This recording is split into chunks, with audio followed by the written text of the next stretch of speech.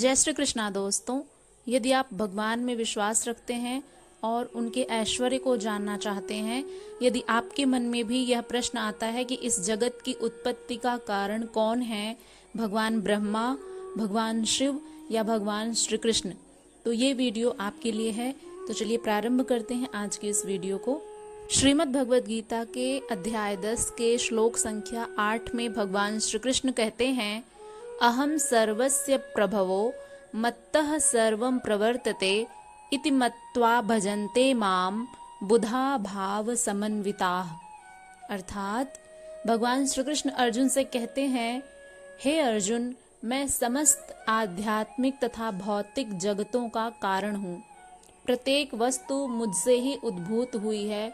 जो बुद्धिमान यह भली भांति जानते हैं, वे मेरी प्रेमा भक्ति में लगते हैं तथा हृदय से पूरी तरह मेरी पूजा में तत्पर होते हैं।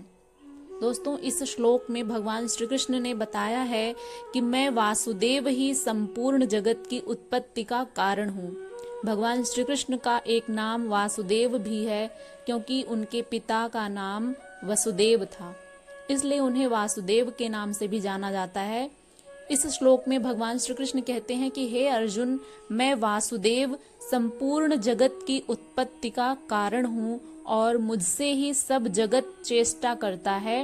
इस प्रकार समझकर श्रद्धा और भक्ति से युक्त बुद्धिमान भक्तजन मुझ परमेश्वर को ही निरंतर भजते हैं। भगवान नारायण हैं, जिनसे ब्रह्मा उत्पन्न हुए हैं, फिर ब्रह्मा से शिव उत्पन्न हुए हैं।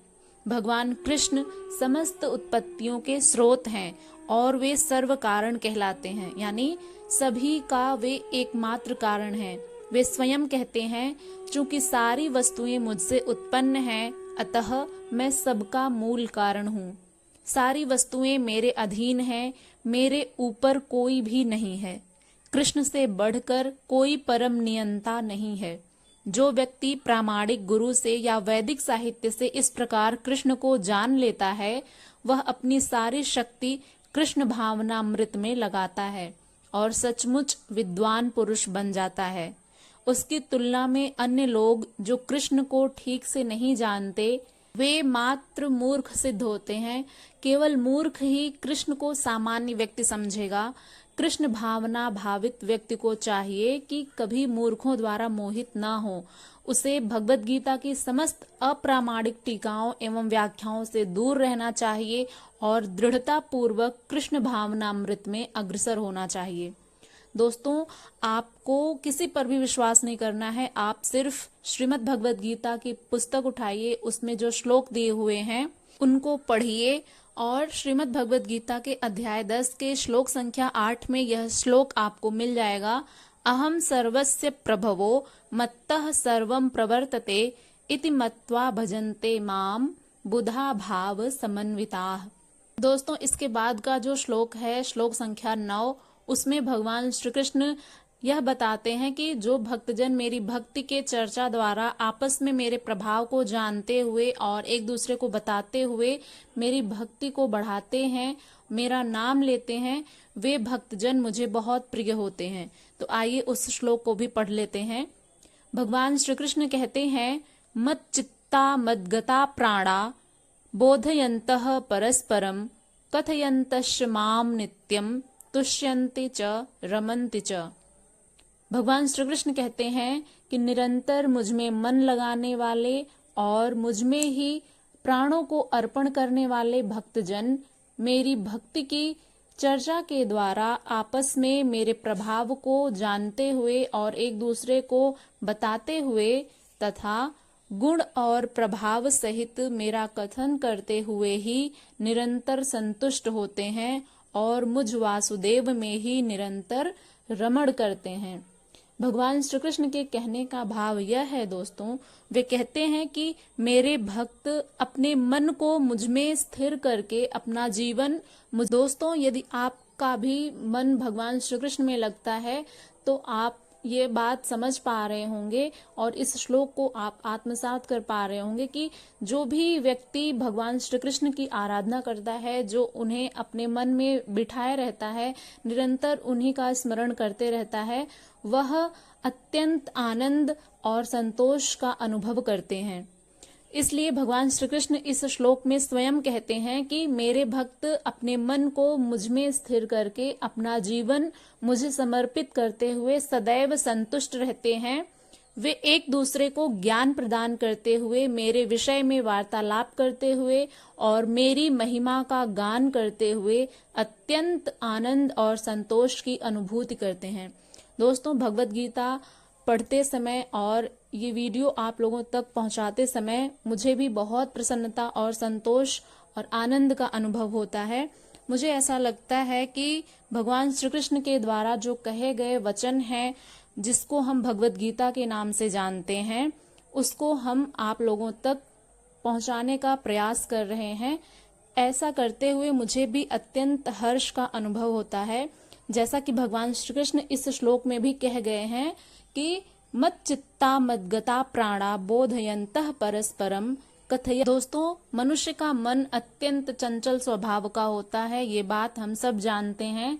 लेकिन इसकी एक विशेषता भी है, एक बहुत ही सुंदर गुण है इसका कि यह जिस विषय को, जिस वस्तु को अपना मान लेता है, उसी में ही वह निरंतर लीन रहता है, उसी में ही वो आनंदित रहता है।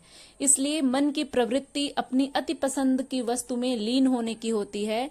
इसलिए भगवान के भक्त उनके स्मरण में तल्लीन रहते हैं, क्योंकि वे परमेश्वर में अगाध श्रद्धा विकसित करते हैं।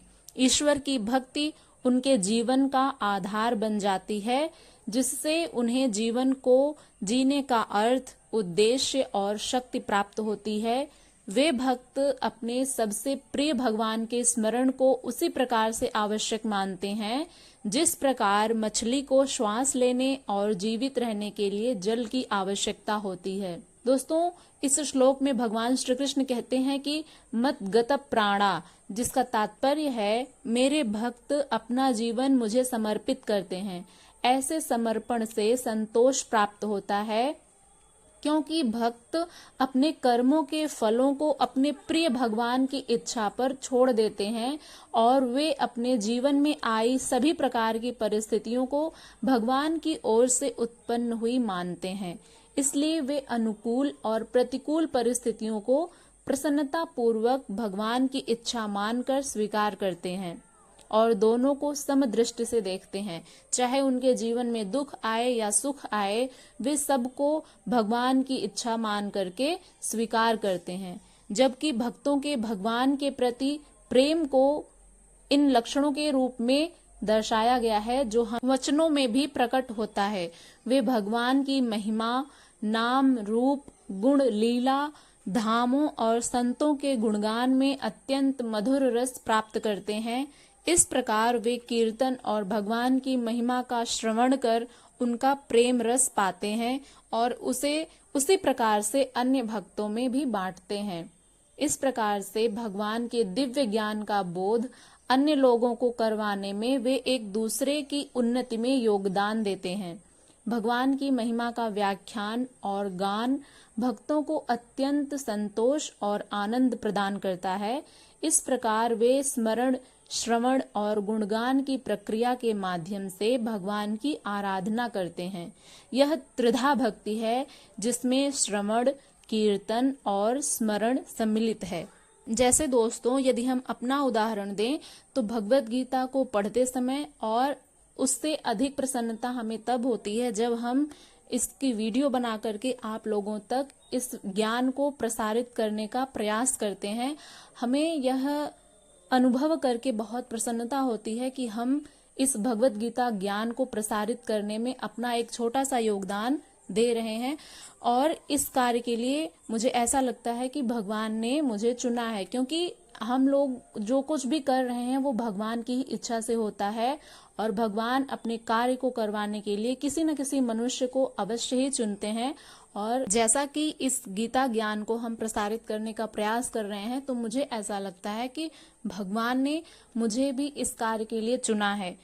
तो दोस्तों, यदि ये वीडियो आपको पसंद आई हो तो इसको लाइक करिएगा, शेयर करिएगा और कमेंट करके बताइएगा कि आपने इन 2 श्लोकों से क्या सीखा। मिलते हैं नेक्स्ट वीडियो के साथ। चैनल पर यदि नए हैं तो इसको सब्सक्राइब कर लीजिएगा। हरे कृष्णा।